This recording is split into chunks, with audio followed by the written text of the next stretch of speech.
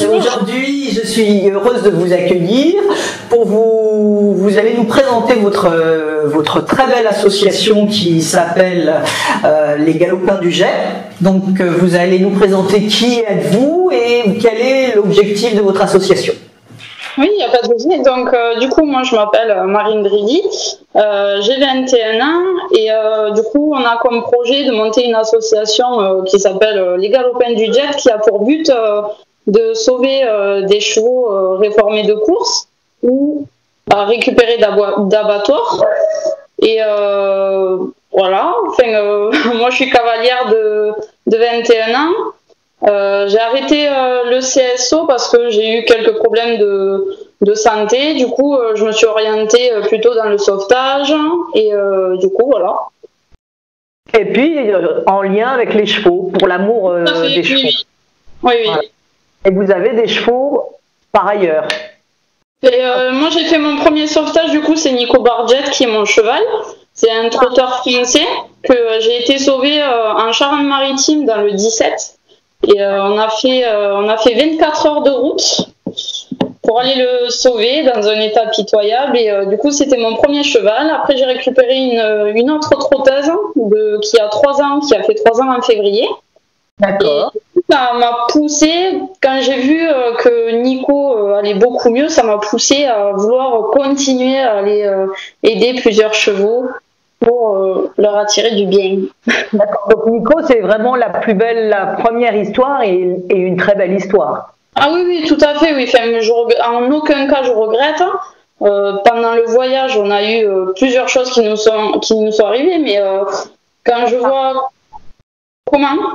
Comme par exemple, racontez-nous comment ça se passe concrètement, votre quotidien. Le quotidien, enfin, Nico est assez fragile parce qu'il a fait les courses, il a fait du saut. Après, il a été faire des balades où sa propriétaire s'en est pas forcément bien occupée. Du coup, moi, je l'ai retiré en mauvais état avec une entorse, son tendon qui n'allait pas. Il était malade de partout, quoi. Donc, moi, je l'ai récupéré. On a fait l'ostéopathe, le dentiste, les vaccins. On a tout refait à zéro.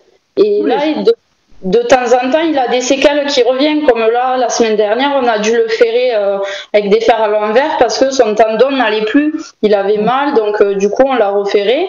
Et bon, là, il marche un peu mieux, mais je ne l'ai pas pris dans le but de le monter et d'aller faire 40 km d'un coup, je l'ai pris dans le but de voir qu'il va bien, de voir que d'un côté, il m'en remercie, quoi. Voilà, de donner une deuxième chance. Tout à fait. Voilà. Et aujourd'hui, vous en avez actuellement sauvé combien? Sauvé vraiment, j'en ai pris. J'ai que Nico qui a vraiment été sauvé. Grenade, c'est sa propriétaire qui me l'a donné parce que elle s'entendait plus dans le troupeau où elle était. Du coup, pour son bien, sa propriétaire a préféré me la céder. Et que moi, comme ça, je m'en occupe et tout. Et c'est une super jument, elle apprend hyper vite. La jambette, elle a pris en 15 minutes. La valse, elle a pris en 30 minutes. Enfin, elle a cette chose de vouloir apprendre, quoi. Donc, vous travaillez beaucoup la relation entre vous et ces chevaux-là. Oui, parce que je trouve que c'est très important d'avoir la relation avec un cheval et que ça, on s'entende bien, quoi.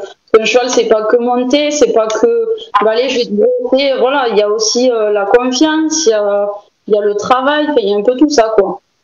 Voilà, et ça c'est très important de le dire parce qu'on ne le dit pas assez, effectivement, oui. Le travail après, la confiance et la relation morale. Donc aujourd'hui, les belles histoires qu'on peut raconter, parce que c'est quand même des très jolies histoires, dans l'état psychologique qu'ils étaient, moi je parle, il y avait le physique, mais l'état psychologique et aujourd'hui leur état psychologique. Que pouvez-vous me dire, Marine, sur l'état psychologique aujourd'hui de ces chevaux-là? Ah mais déjà Nico, quand je l'ai récupéré, j'ai l'impression qu'il baissait tout le temps la tête, qu'il baissait les yeux, qu'il n'osait pas me regarder dans les yeux. Et là maintenant il me montre de la jalousie envers la pouliche. Il me dit non, il faut que ça fasse comme s'il voulait que ça soit lui qui soit avec moi. Quand je m'occupe pas de lui, il est toujours à venir près de moi, à me dire hey, je suis là, occupe-toi de moi, voilà quoi. Donc je vois qu'il est beaucoup mieux, on voit que son regard il pétille, il brille. Tout le monde me dit Marine, ton cheval il a changé, il est rayonnant, il a plus ce regard un peu triste, craintif. Non, il est très bien quoi, même dans sa tête, les vétos disent il est retapé quoi ce cheval. Ouais, voilà. Et maintenant, il va continuer une longue vie avec vous. Tout à fait. Et il n'est pas à l'adoption, c'est le mien. Ah, ben oui. Alors, par rapport, parce que je sais qu'il y a plusieurs auditeurs qui vont aussi poser après des questions. Votre association que vous avez créée, vous et moi, nous en connaissons d'autres. Quelle est votre différence et votre valeur ajoutée par rapport à d'autres associations de sauvetage de chevaux? Alors, on n'a peut-être pas beaucoup de différence parce que le but des associations, je pense bien que pour tous, c'est de sauver un équidé, qu'après il soit bien et de le voir bien dans sa famille. Après, avant tout, nous, on essaye surtout à faire un bon suivi jusqu'au bout, même à mettre 10 ans, 20 ans jusqu'à la fin, on mettra un suivi. On fait un travail avec le cheval pour qu'il reprenne confiance, pour qu'il n'ait pas cette peur, s'il a une peur, qu'il n'ait pas cette peur par exemple, de l'abandon, ce qui est possible.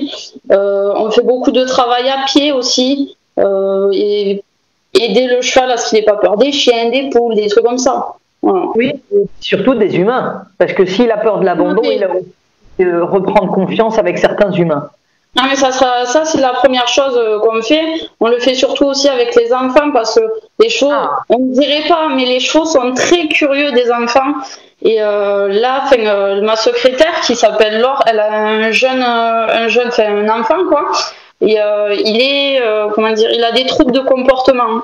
Et en venant avec moi venir travailler les chevaux à pied ou monter, mais ça le calme. Il n'a pas de gestes super excités, il est tout calme, il arrive à se canaliser et le cheval aussi ça le canalise parce qu'ils le sentent malgré tout que Jordan il est un peu il peut être surexcité d'un coup, donc ils arrivent aussi à se canaliser sur ça quoi.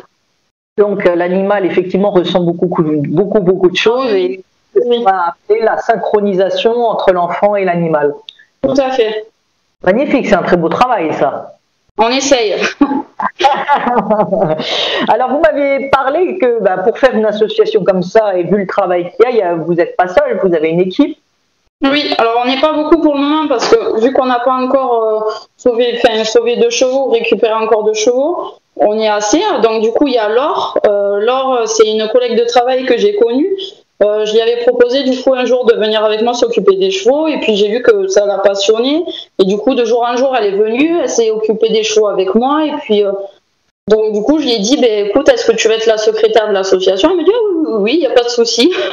Donc du coup c'est notre secrétaire. Après il y a Célia, du coup c'est une jeune de 17 ans ou 17 ou 18 ans. Et donc elle est montée avec moi en centre équestre, après elle a arrêté et puis un jour on avait posté une annonce comme quoi on cherchait des jeunes pour venir monter à cheval avec nous et puis elle est venue et puis je me suis dit on se revoit et du coup elle est passionnée de photos donc du coup elle tient un peu le blog internet, elle fait les pages YouTube, les chaînes YouTube, les vidéos, enfin tout ce qui est photo, vidéo, montage quoi. D'accord, donc vous êtes trois. Comment? Vous êtes trois en tout. Oui, on est trois. Et après, il y a moi, la présidente. Quoi. Voilà, donc quatre, une jeune équipe dynamique. Voilà. Passionnée. Oui. Et après, surtout Marianne, j'aimerais bien en parler parce que Marianne, c'est une fille vraiment géniale. Elle est passionnée. Et donc, c'est une jeune tétraplégique de 34 ans. Et donc du coup, son premier cheval c'est une pure sang arabe, Douchka, du coup maintenant elle a 21 ans. Elle a eu à ses 4 ans il me semble, elle a travaillé en éthologie pour qu'elle se calme. Bon, elle a eu beaucoup de chutes et tout, mais elle a gagné plusieurs concours. Elle est championne de handisport dans son domaine en 2001, enfin plein de dates quoi. Et là elle a quelques problèmes pour partir en concours. Parce que son lève-personne, il n'est pas transportable. Elle ne peut pas l'amener dans plusieurs centres équestres. Donc du coup, l'association consiste à l'aider à pouvoir obtenir un lève-personne. Comme ça, elle va pouvoir aller dans les concours, chose qu'elle veut continuer. Mais sans lève-personne, elle ne peut pas continuer. Donc on l'aide à pouvoir acquérir un lève-personne. D'accord.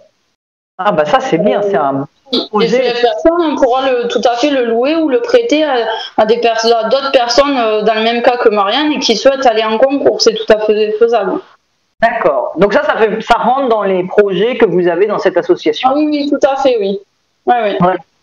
Vous avez d'autres projets futurs qui ne sont pas encore mis en place, mais avec des idées Notre projet, c'est peut-être faire un peu de spectacle avec les chevaux parce qu'on voit qu'ils aiment beaucoup ça et puis ça fait un peu les jeunes ils sont un peu passionnés et se dire ah mais je sais pas faire la jambette, j'aimerais bien apprendre à mon cheval à faire la jambette par exemple, et du coup ils viennent voir apprendre, ils disent ah t'as appris ça comment et tout, donc on va faire des vidéos. Je confirme bien qu'il y a une valeur ajoutée à votre association puisque si vous faites du spectacle, vous êtes quand même la première à faire ça. Oui, je suis peut-être pas la première. Il y en a peut-être qui apprennent aux chevaux à faire quelques exercices. Ils le montrent peut-être pas.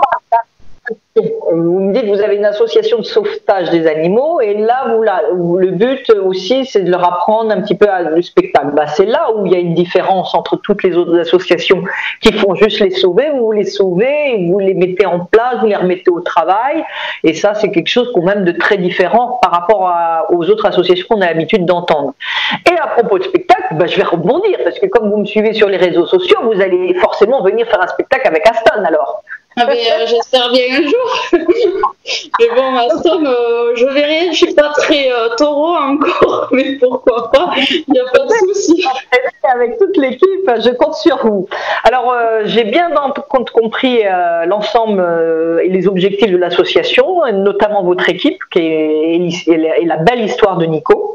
Je voudrais conclure sur le choix du nom de l'association. Vous appelez Galopin du Jet, c'est très joli. D'où vient cette créativité de ce nom?